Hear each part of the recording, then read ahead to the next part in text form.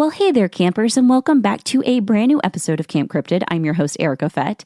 And first off, I'd like to say happy almost mid-November to everyone.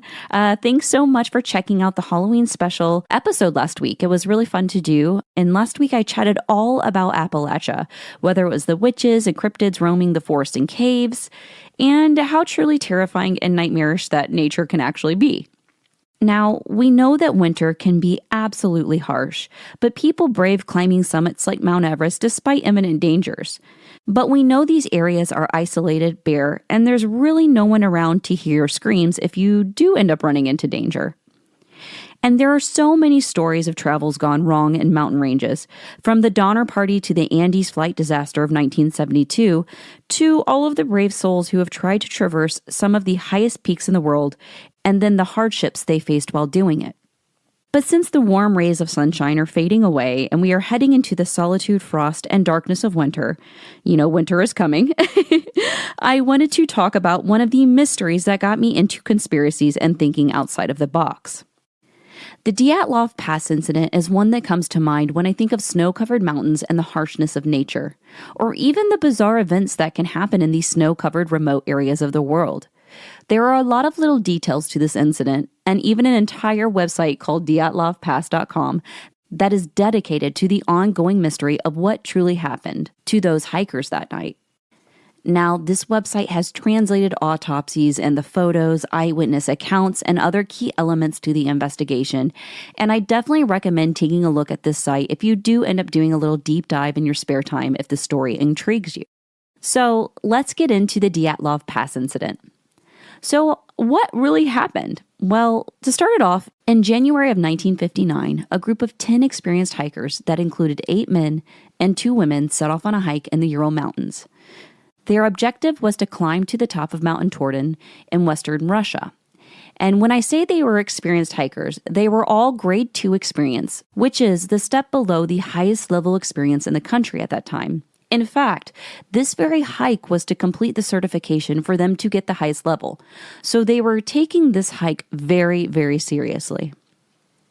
And it's also worth noting that the name for Mount Torton to the native Mansi tribe of the area literally means don't go there. So there's that.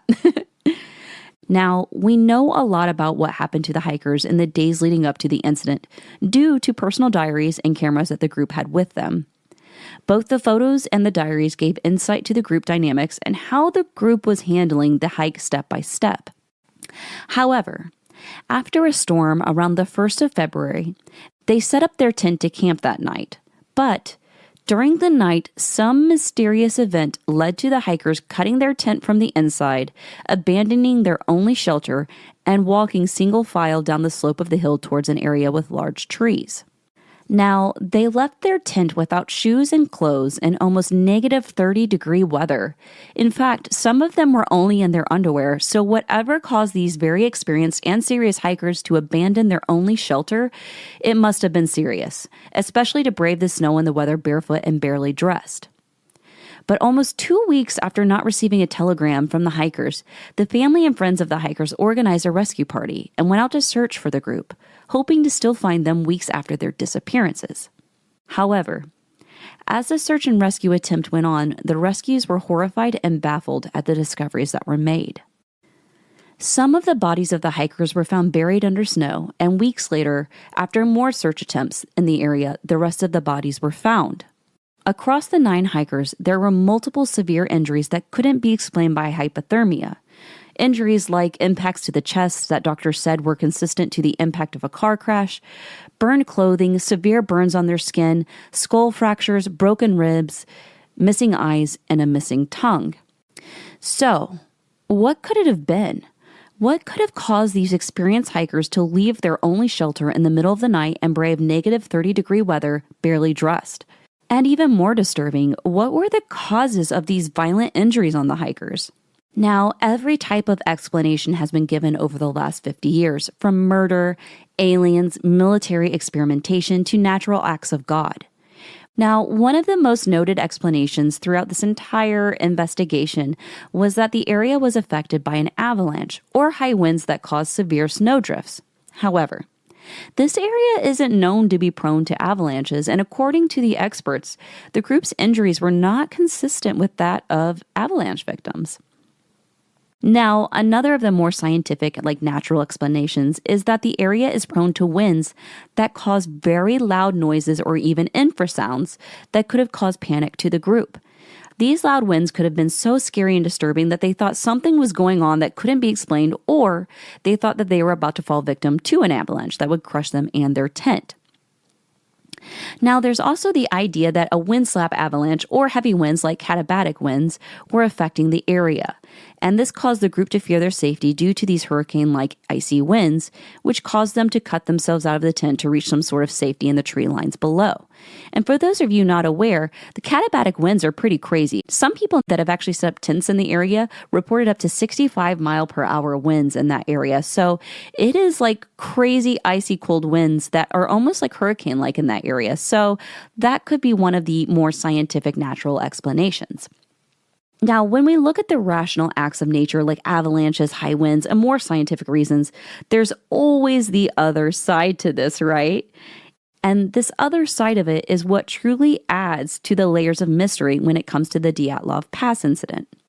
So, to add to the little tidbits of the extra layer of mystery that adds to this case, there were eyewitness testimonies from the surrounding areas of people who came forward in the weeks after this incident and said that they saw orange lights that resembled orbs in the sky coming from around that area around the time of the incident, which led some people to say it was either parachute mine testing, missile testing, or another explanation of alien or extraterrestrial activity. However, remember earlier when I said something about the group having their diaries and cameras on them? Yeah, this is an interesting tidbit too. Well, once they developed the film from the cameras, it looked like that night, it looks like someone was photographing flares or streaks of light in the sky. So it adds that extra layer to, was there actually something in the sky going on at that time?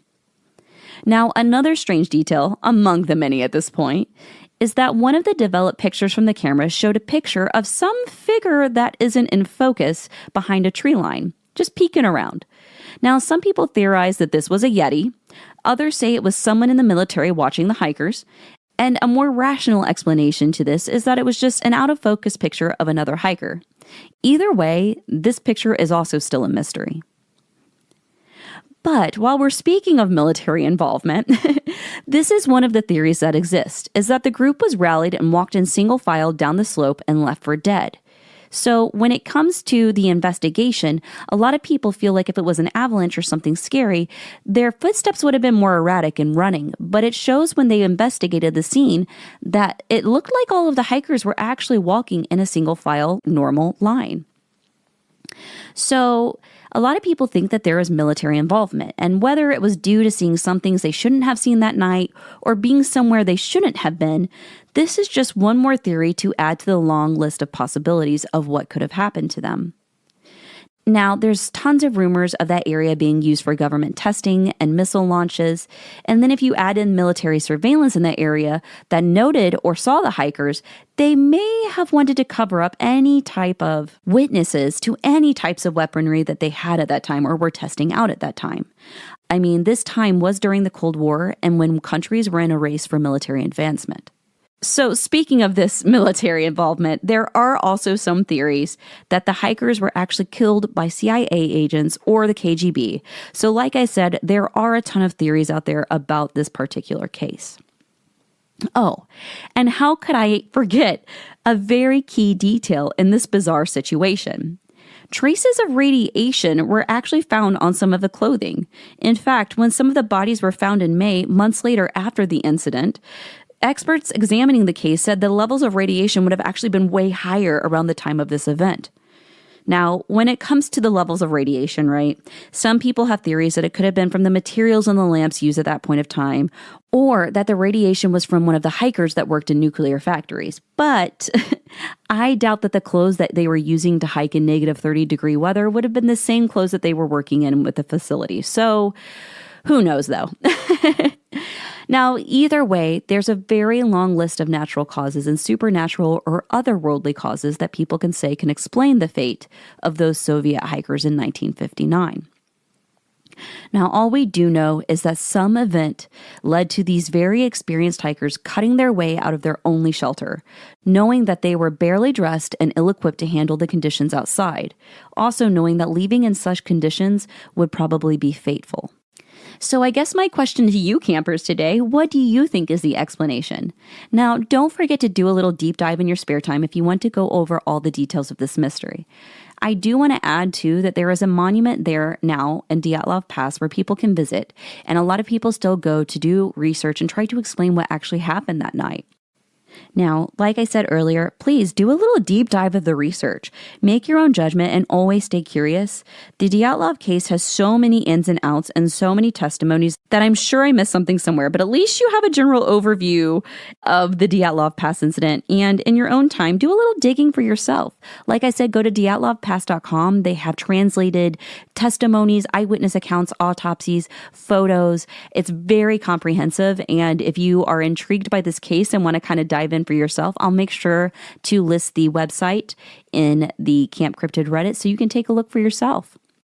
But while we are on the topic of weird events that happen in snow-covered mountains, there is another incident called Kamar Daban. And this one comes to mind, and I didn't know really much about it, but after researching a little bit more into Dyatlov, this was a very peculiar case as well.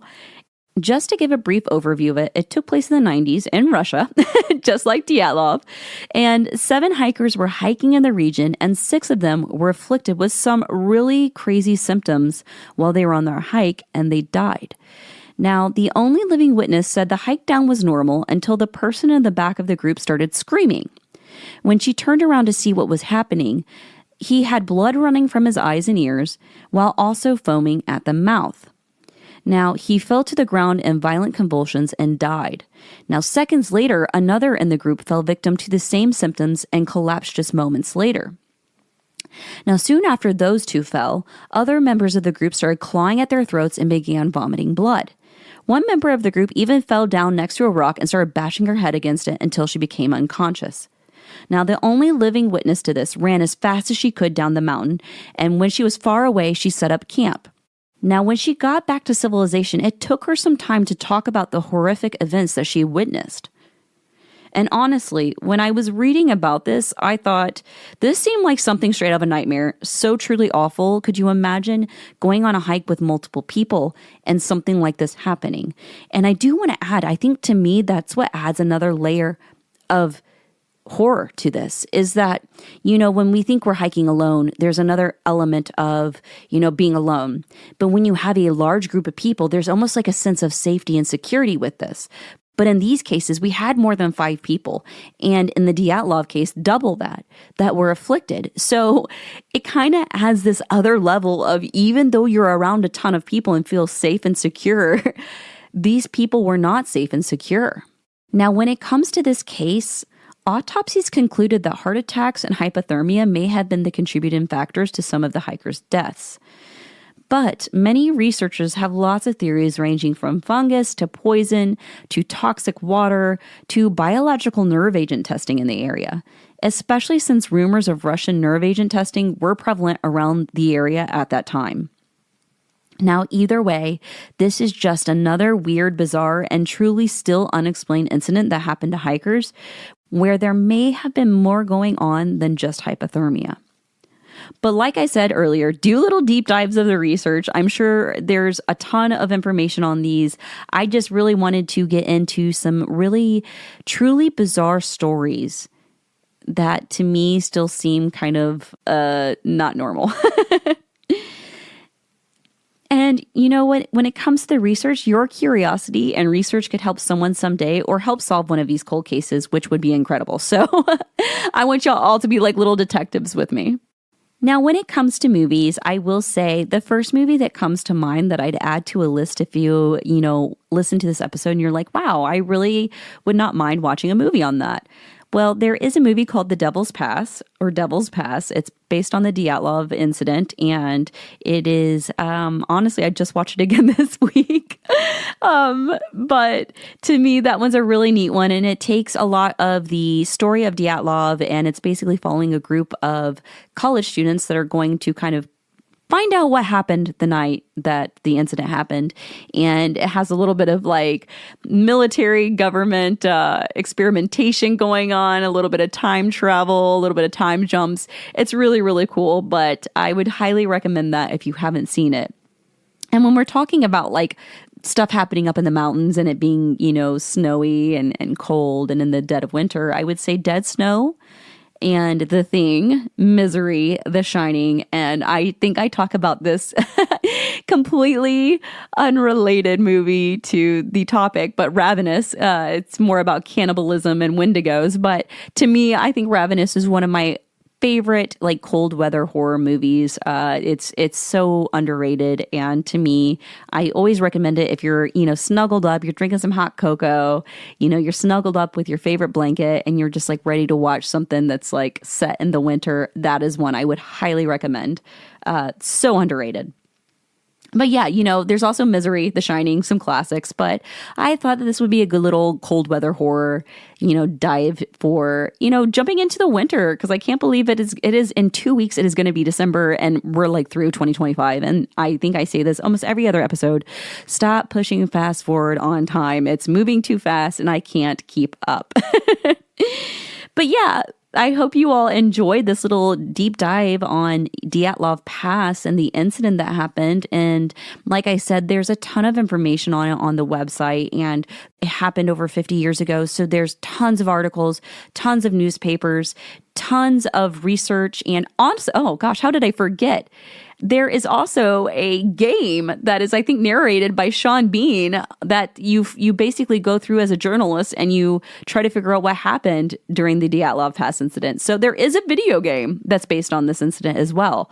I haven't played it, but I did read about that when I was doing a little bit of research on this. So yeah, it is something that is very well known. And like I said, there is a monument there to this day, and tons of people still go and try to figure out what happened. And I think it's the curiosity of so many different theories that draw people into this. And there's a million theories when it comes to this. And that's why I said, do a little deep dive if you were intrigued by this. It is definitely interesting. And the dyatlovpass.com is probably one of the most comprehensive sources to all of that. It has all of the autopsies, the eyewitness accounts, investigative evidence. It's very comprehensive. So that's what I would suggest. But yeah. Now, I do have patrons voting right now on the episode that's going to be popping up at the end of the month. I'm kind of going back and forth as to which cryptids I want to do. In the meantime, I kind of want to do an episode on the lost colony of Roanoke. So the Croatoan, that's kind of one that has been popping into my mind to do a lot, but I do need to do more cryptid episodes. So hopefully I'll dive into a cryptid here soon. But yeah. But other than that, I have been really, really bad at watching any horror movies. I am trying to think if I watched anything horror related. I watched Woman of the Hour, I believe, on Netflix, which was very uncomfortable. Very uncomfortable. I can deal with gore, right? I can deal with Terrifier because now I love, the FX and special effects and stuff like that. And I look at it very objectively. But when it comes to like serial killers and like depicting that, it's very hard for me to watch. So half of the movie I was like closing my eyes and like looking away or being distracted just because it is very uncomfortable. But I watched that and Exorcism, I think, or something. I think it was with Russell Crowe because I saw it and I was like, oh, is this like another Pope's Exorcist? No, it wasn't. Completely unrelated. But I'm trying to think of anything else good that I've watched lately. I've been kind of slacking on horror lately. I feel so bad. Yeah. So other than that, I am excited for all of the goodies I have to come, not only coming up at the end of this month, but in December, and then doing more drum roll interviews. I'm going to be doing more interviews in 2025, and I'm probably going to make my dear friend Gabe Braxton do the first interview. So Gabe, if you're listening, it's you, bud. But yeah, so I just want to say thanks again so much for everybody hanging out for another episode. I really, really, truly enjoy like doing these little deep dives. It's like a nice little break from work. And like I said, every time I talk to someone at a convention and they're like, yeah, I love listening. I'm like, y'all give me a reason to say that I'm like watching horror movies and sci-fi movies and like blaming it on work. Like, oh no, I have to watch all these movies for work. Oh no, whatever will I do? But it is truly so enjoyable. And, even like being able to watch The Devil's Pass again and doing a little deep dive again into the Dyatlov Pass incident was actually a really nice break from doing work and answering emails and stuff like that. So I really appreciate it. So yeah, if you guys are liking what you're hearing and you want me to keep going and you're just really enjoying the podcast, please make sure to leave me a review on Spotify or Apple. It makes my day to see that you all enjoy it. And with that being said, too, don't forget to go join my Reddit on Camp Cryptid. We have a little subreddit where people post their stories. We post new movie reviews, new movie trailers. I post updates for the podcast. So if I'm ever talking like, oh, I'm going to post a picture, that's where I go post it up. And also, don't forget, I do have a free Patreon where you can go join our Patreon for Camp Cryptid. It is completely free to join, and you can give input on future episodes. And I have a little sticker club, too, if you want to do a little extra. But yeah, it's a really good time, and I really appreciate our little community over there. But yeah, with that being said, I hope y'all are having an amazing November so far. Thank you so much for spending the year with me. Holy cow, y'all. And hey, I hope you're staying warm, getting lots of hot cocoa or apple cider, because we do love us some apple cider. I hope you're getting a lot of good stuff in that little belly of yours. But yeah, thanks again for being here. And hey, until next time, take care.